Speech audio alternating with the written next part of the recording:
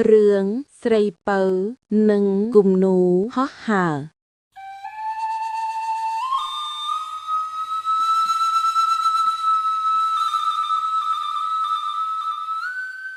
នៅភូមិដាច់ស្រយាលមួយក្បែរភ្នំក្រវាញនាងមានឈ្មោះថាស្រីពៅនាងមិនមែនជាក្មេងស្រីធម្មតាទេពេលដែលនាងកាន់ជក់គំនូរបស់នាងមានជីវិតនាគរាជអាចហោះហើរខ្មោចអាចប្រយុទ្ធព្រោះអំណាចមន្តអាគមរបស់នាងស្ថិតនៅលើផ្ទាំងគំនូតើនាងអាចប្រើទេពកោសល្យដ៏អស្ចារ្យនេះដើម្បីសង្គ្រោះអ្នកដែលនាងស្រឡាញ់និងការពារភូមិរបស់នាងពីអំពើអាក្រក់បានដែរឬទេជំរាបសួរពុកម៉ែបងប្អូនទាំងអស់គ្នាថ្ងៃនេះខ្ញុំនឹងលើកយករឿងនិទានមួយដែលតាក់ទងនឹងមន្តអាគមចែកជូនដល់បងប្អូនទាំងអស់គ្នាស្ដាប់កំសាន្តនៅភូមិកាជូដែលស្ថិតនៅជិតជើងភ្នំក្រវាញមានក្មេងស្រីម្នាក់ឈ្មោះស្រីពៅស្រីពៅមានអាយុ18ឆ្នាំជាក្មេងកំព្រារស់នៅជាមួយយាយដែលចាស់ជរា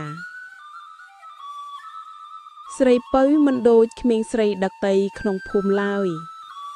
នាងមានទេពកោសល្យខាងគូររូបដ៏អស្ចារ្យរូបគំនូរបស់នាងតែងតែមានពន្លឺចម្លែកនៅពេលដែលនាងគូររូបសត្វណាមួយ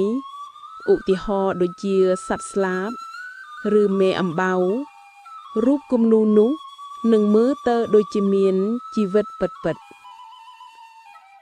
ថ្ងៃមួយយាយរបស់ស្រីពៅបានធ្លាក់ខ្លួនឈឺធ្ងន់ស្រីពៅគ្មានលុយទិញថ្នាំថ្លៃឲ្យយាយឡើយនាងនឹកឃើញថាត្រូវទៅរកបុរសចំណាស់អថកំបាំងម្នាក់ឈ្មោះតាឃ្លាំងដែលរស់នៅឯក្នុងព្រៃជ្រៅគេនិយាយថាតាឃ្លាំងគឺជាឥសីដែលដឹងមន្តអាគមហើយគាត់អាចជួយនាងបានស្រីពៅបានយករូបគំនូដែលនាងស្រឡាញ់បំផុតមួយគឺរូបនាគរាជដែលមានស្លាបដ៏ស្រស់ស្អាតទៅជាមួយនាងដើម្បីជាវត្ថុការពារនៅពេលដែលនាងដើរចូលទៅក្នុងព្រៃនាងត្រូវបានចៅព្រៃមួយក្រុមដែលដឹកនាំដោយមេឈ្មោះនាយសាហាវចាប់បាននាយសាហាវចង់យកស្រីពៅទៅធ្វើជាអ្នកបម្រើក្នុងក្រុមរបស់គេដោយគ្មានជម្រើសស្រីពៅបានដកយកគំនូនាគរាជដែលមានស្លាបចេញពីកាបូបរបស់នាងបានអធិដ្ឋានដល់គំនូនោះដោយអស់ពីចិត្តដើម្បីសុំជំនួយស្រាប់តែមានពន្លឺពណ៌ខៀវមួយចាំងចេញពីគំនូនោះហើយនាគរាជដែលជាគំនូក៏បានលេចរូបរាងយ៉ាងពិតមកឈរនៅពីមុខនាគរាជហោះហើរបានបាញ់កម្ដៅភ្លើងទៅលើចៅព្រៃទាំងនោះចៅព្រៃក៏ភ័យស្លន់ស្លោហើយរត់ចែកជើងគ្នាបាត់អស់ស្រីពៅក៏បានដឹងថានាងមានអំណាចមន្តអាគមពិសេសមួយគឺការធ្វើឲ្យគំនូคล้ายជាការពិតបន្ទាប់ពីរត់រួចស្រីពៅបានបន្តដំណើររហូតដល់ខ្ទមរបស់តាឃ្លាំងដែលនៅលើកំពូលភ្នំតាឃ្លាំងជាបុរសចំណាស់ម្នាក់ដែលមានពុកមាត់វែងរាងកាយស្គមស្គាំងប៉ែភ្នែករបស់គាត់ភ្លឺចែងចាំងអញដឹងហើយថាឯងនឹងមក ស្រីពៅតាឃ្លៀងនិយាយទាំងញញឹមអំណាចដែលឯងមានគឺជាធម៌ពលនៃចិត្តបរិសុទ្ធគំនូររបស់ឯងរូបបានដោយសារតាឯងប្រើវាដើម្បីការពារមិនមែនដើម្បីបំផ្លាញឡើយតាឃ្លៀងបានប្រាប់ស្រីពៅថាអំណាចរបស់នាងជាមុនអាគមកំណាតដែលបានមកពីដូនតាគាត់ក៏បានបង្រៀននាងពីរបៀបគ្រប់គ្រងការគូឲ្យមានប្រសិទ្ធភាពជាងមុនគឺត្រូវប្រើទឹកមុនពីផ្កាព្រៃពិសិដ្ឋជំនួសឲ្យទឹកធម្មតាដើម្បីលាយពណ៌តាឃ្លៀងក៏បានផ្ដល់ឲ្យស្រីពៅនៅគ្រាប់ថ្នាំទឹកដើម្បីយកទៅព្យាបាលយាយរបស់នាងស្រីពៅបានត្រឡប់មកភូមិវិញហើយបានឲ្យយាយរបស់នាងលេបថ្នាំទឹកនោះរួចហើយយាយរបស់នាងក៏បានជាសះស្បើយក្រោយមកនាងចាប់ផ្ដើមប្រើអំណាចរបស់នាងដើម្បីជួយអ្នកភូមិនៅពេលដែលអ្នកភូមិបាត់បង់គោនាងបានគូររូបសត្វឆ្កែមួយក្បាលដែលមានក្លិនឆ្ងាញ់ដើម្បីជួយស្វែងរកនៅពេលដែលភ្លើងឆេះផ្ទះនាងបានគូររូបពពកដ៏ធំដើម្បីបង្កឲ្យមានភ្លៀងធ្លាក់ប៉ុន្តែរឿងមួយដែលនាងមិនអាចគ្រប់គ្រងបានគឺគំនូរទាំងនោះមានអាយុកាលកំណត់បន្ទាប់ពីបម្រើការរួចគំនូរទាំងនោះនឹងរលាយបាត់ទៅវិញដោយបន្សល់ទុកតែធូលីពណ៌មាសនាយសាហាវដែលជាមេចៅព្រៃបានដឹងពីអំណាចមុនអាគមរបស់ស្រីពៅហើយគេមានបំណងចង់ចាប់យកនាងដើម្បីបង្ខំឲ្យនាង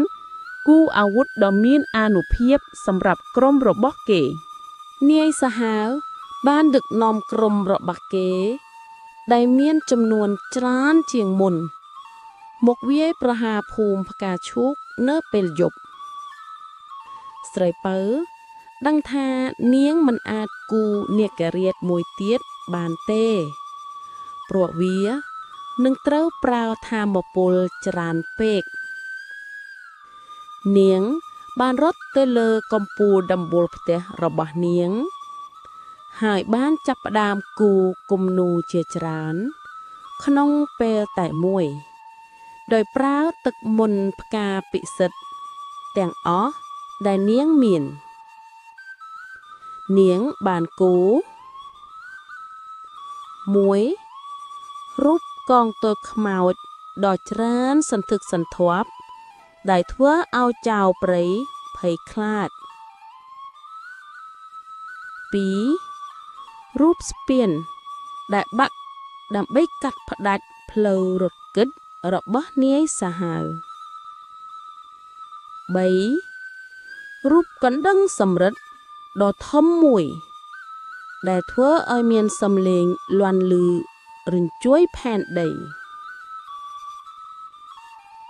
គំនូរទាំងនោះបានលេចរូបរាង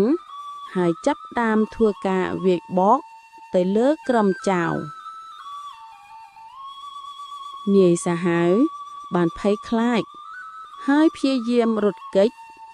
តែត្រូវបានចាប់ដោយកងទ័ពខ្មោចទាំងនោះភូមិផ្កាឈូកបានទទួលជ័យជំនះនៅពេលដែលសមរភូមិបានចប់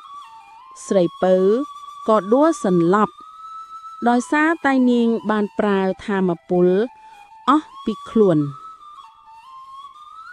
អ្នកភូមិបាននាំនាងមកព្យាបាលនៅពេលដែលនាងភ្ញាក់ឡើងនាងបានដឹងថានាងបានបាត់បង់អំណាចវេទមន្តរបស់នាងហើយមន្តអាគមទាំងនោះបានបាត់បង់ទៅវិញដោយសារតែនាងបានប្រើវាដើម្បីសង្គ្រោះអ្នកដទៃមិនមែនដើម្បីខ្លួនឯងឡើយស្រីពៅលែងជាអ្នកគូររូបដ៏អស្ចារ្យទៀតហើយតែនាងបានក្លាយជាវីរនារីក្នុងចិត្តអ្នកភូមិទាំងអស់នាងបានបន្តរស់នៅ ជាមួយយាយរបស់នាងដោយសេចក្តីសុខហើយអ្នកភូមិទាំងមូលបានមើលថែនាងដោយសេចក្តីស្រឡាញ់និងការគោរព